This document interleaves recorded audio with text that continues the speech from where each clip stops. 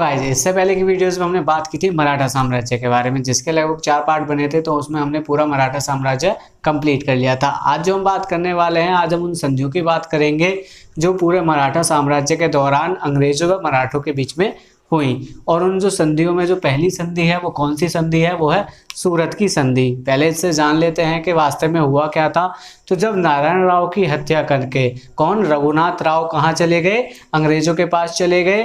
तो उस दौरान उन्होंने, रघुनाथ राव ने अंग्रेजों से एक संधि की, और वो संधि कौन सी थी, वही संधि थी सूरत की संधि, जो कि कब हुई थी, 1775 ईस्वी में। किस किस के बीच में पूछा जाए तो रघुनाथ राव और अंग्रेजों के बीच में। यहाँ पे कभी कभी आपको रघुनाथ राव की जगह क्या देखने को मिल सकता है, राघोबा भी मिल सकता है, क्योंकि रघुनाथ का दूसरा नाम ही क्या था, राघोबा था।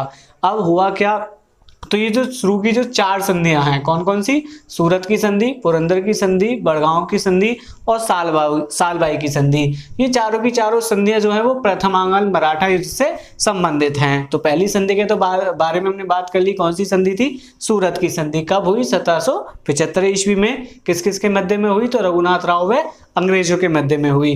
तो जब अंग्रेज रघुनाथ राव के साथ मिल गए और उन्होंने क्या कर दिया, उस पर आक्रमण कर दिया मराठा साम्राज्य पर। तो उस समय जो पेशवा थे वो कौन थे, तो सवाई माधव नारायण राव पेशवा थे। वो एक छोटे बच्चे थे और वास्तविक सत्ता किसके हाथ में थी, नाना फडणवीस के हाथों में थी। तो जब अंग्रेजों ने मराठों पर अपना जो आक्रमण कर दिया, तो नाना फडणवीस ने क्या किया, अपनी चाल चलते हुए अंग्रेजों से क्या कर ली, एक संधि कर ली। और कौन सी संधि की, तो वो संधि थी पुरंदर की संधि।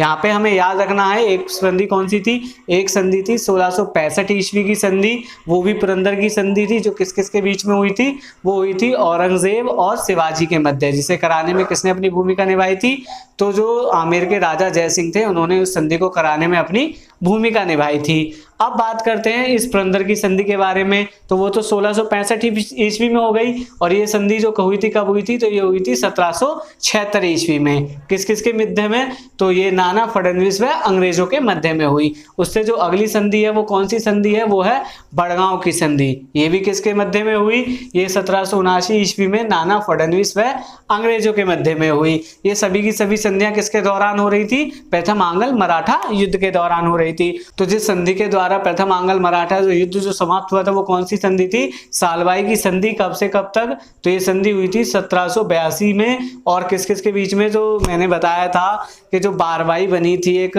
12 सदस्य परिषद, उसमें 2 जो अध्यक्ष थे वो कौन थे, नाना फडणवीस और महादजी सिंधिया। ही दोनों महत्वपूर्ण अधिकारी थे। तो इन्हीं से किस किस की संधियां हुई, एक तो बड़गांव की संधि हुई नाना फडणवीस के साथ, और एक संधि हुई सालवाई की संधि 1782 में महादजी सिंधिया के साथ। तो यहाँ से क्वेश्चन पूछे जाते हैं, तो आपको सभी संधियां याद रखनी है। उसके बाद में जब नाना फडणवीस की मृत्यु के बाद कौन पेशवा बनता है, बाजीराव द्वितीय पेशवा बनता है।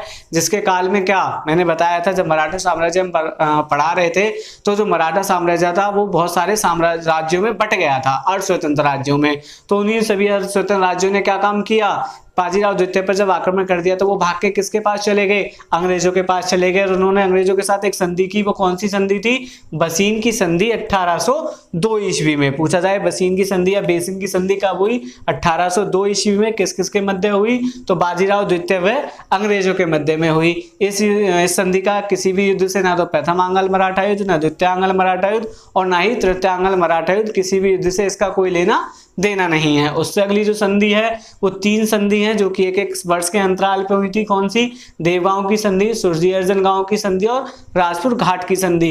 तो ये किस कब हुई थी, ये जब द्वितीय आंग्ल मराठा युद्ध चल रहा था, तो उस दौरान ये तीनों संधियां अंग्रेजों के साथ हुई। और ये संधियां किन्होंने की, तो जो अर्ध स्वतंत्र राज्य बन गए थे उन्होंने ही ये संधियां की थी। अब पहली संधि की बात करते हैं, देवगांव की संधि। ये संधि कब हुई, 1803 ईस्वी में। तो जो भोसले नाम का जो अर्ध स्वतंत्र राज्य था, भोसले व अंग्रेजों के मध्य में यह संधि हुई। उससे अगली जो संधि है वो है सुरजी अर्जन गांव की संधि। ये कब हुई, ये 1803 ईस्वी में हुई। किस किस के मध्य में, सिंधिया व अंग्रेजों के मध्य में। नेक्स्ट संधि है राजपुर घाट की संधि।